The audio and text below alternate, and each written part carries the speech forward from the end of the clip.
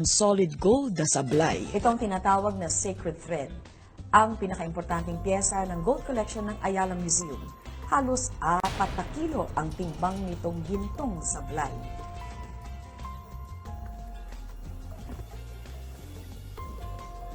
Wow! Uy, napakabigat. Uy, magkakapalo ka nito. Ang bigat. Sasariwaan natin ang kalidad at antas ng yaman, kaalaman at pamumuhay ng ating mga ninuno nang una silang masilayan ni Magellan.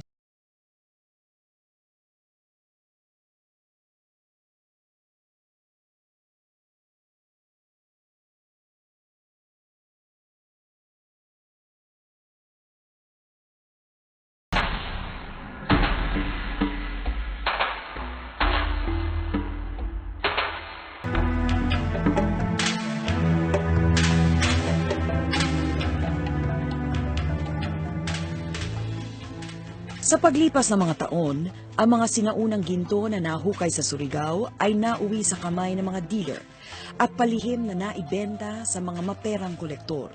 Ang iba ay napunta pa nga sa ibang bansa. Some of these gold objects had found their way in European collections already. Men and women both wore jewelry. Actually, the men... Si Dr. Florina Baker ang dating direktor at curator ng Gold of Ancestors ng Ayala Museum. Sa tansya raw ng mga eksperto, ang makalaglag pangang gintong nahukay ni Berto ay hinubog noong ika-10 hanggang ika-13 siglo. Ibig sabihin, ginawa ang mga alahas 300 taon bago pa man napadpad si Magellan sa Pilipinas. Ani Baker, marami na raw siyang nakitang hukay na ginto o archaeological gold mula sa Pilipinas, pero walang hihigit pa sa kasalukuyang exhibit. Nothing of this scale and magnitude and magnificence has ever been seen before. It's the largest collection of Philippine archaeological gold in the Philippines and in the rest of the world.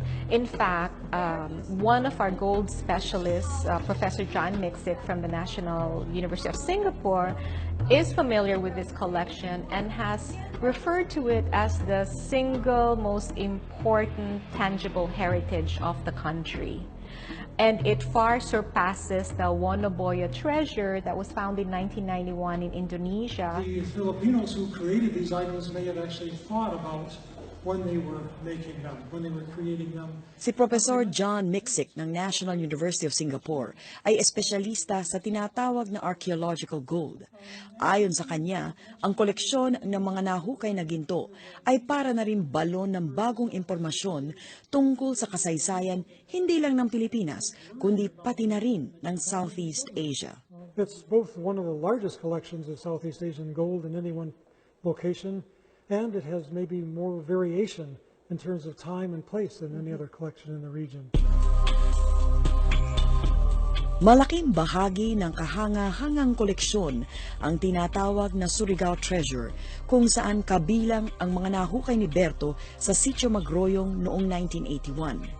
Tinatayang nasa 23 milyong piso ang halaga ng gintong natuklasan doon lang mismo sa Sitio Magroyong. We have here about 26 of those objects from that famous Surigao treasure. Many of the belts are with the central bank. We have 2 full belts and several fragments here. We have the huge bowls, ritual bowls, heavy golden bowls.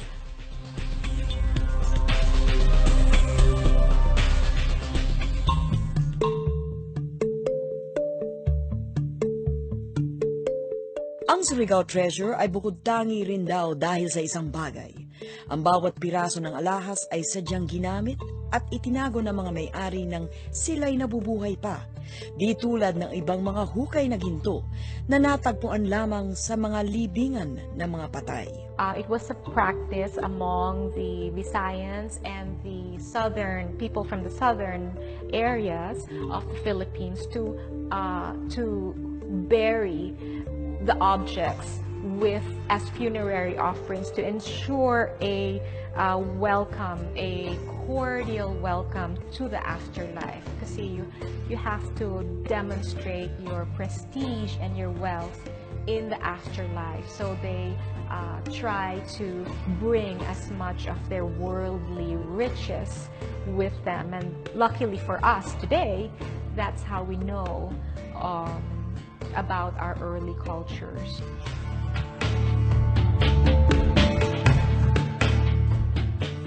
Kaya naman hindi na itago ni Dr. Baker ang paghanga sa koleksyon ng una niyang itong mamalas. This huge feeling of being overwhelmed, that you're almost numb. And just because of the sheer numbers, and you know, your heart is beating, it's racing, and you're seeing one huge, one spectacular thing after another. Isa sa mga makapigil hiningang piyesa sa koleksyon ay ang tinatawag na kinari, isang uri ng diyosa sa relihiyon ng Hinduismo, ang pangunahing relihiyon sa India. Ang kinaring ito ay bahagi ng Surigao Collection at aksidenteng nakita ni Johnny Pimentel habang ibinebenta ito ng isang dealer sa kanyang kamag-anak. Because I was about 5 to 6 feet away because it was a private deal. So I did not want to meddle. But I was in the house at the time of Congressman T. My first impression, it looked really like a pigeon or a dove, like a bird with its wings at the back, tapos yung head. And then later on, when Dr. Baker showed me the figurines, it was not a dove but a female, babae, a female figurine. Walang kaparis daw ang kinari dahil sa pagkakagawa ng maamo nitong mukha, detalyado, pulido at magandang pagkakaayos ng buhok at balahibo sa katawan. May hawig daw ito sa mga ginagawang sinaunang Javanese gold, pero namumukod tangi ang nahukay sa Surigao dahil ito ay 3D o may 3 dimensyon. Pero higit pa sa kinari, ang talagang nagpalundag sa puso ni Dr. Baker ay ang sablay na ito na tinatawag nilang sacred thread. Ang sacred thread ay may timbang na mahigit 4 na kilo. Sinusuot daw ito sa mga seremonyang parangal ng mga taga-India nung unang panahon. When I first saw the thing, I went, oh my gosh! And then the first time that I saw it,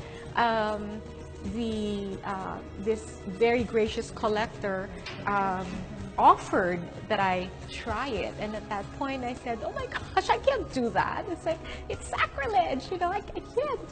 But even just to touch it is such a privilege.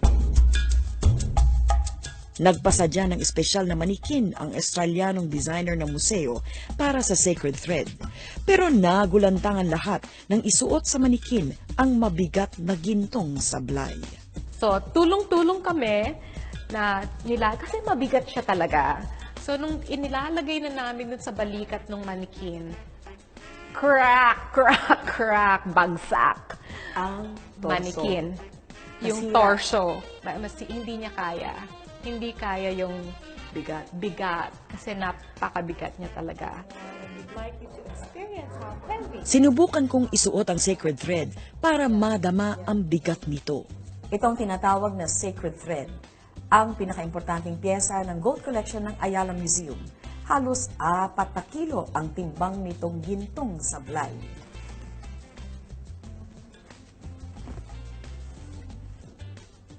Wow! Uy, napakabigat. Uy, magkakakalo ka nito. Ang bigat. Pero higit pa sa bigat ng solid gold na sablay, humanga ako sa pagkakagawa nito. 3 iba-ibang layer ng ginto na may kani-kaniyang disenyo ang pinagpatong-patong sa pamamagitan ng pinong-pinong pagkakahabi ng sablay. Ang mga pampalamuting bolitas na ito, hindi na raw ginagawa ngayon. Ubod ng pulido ang pagkakagawa ng sablay at lalong kamangha-manghang isiping ginawa ito 1,000 taon na ang nakakaraan.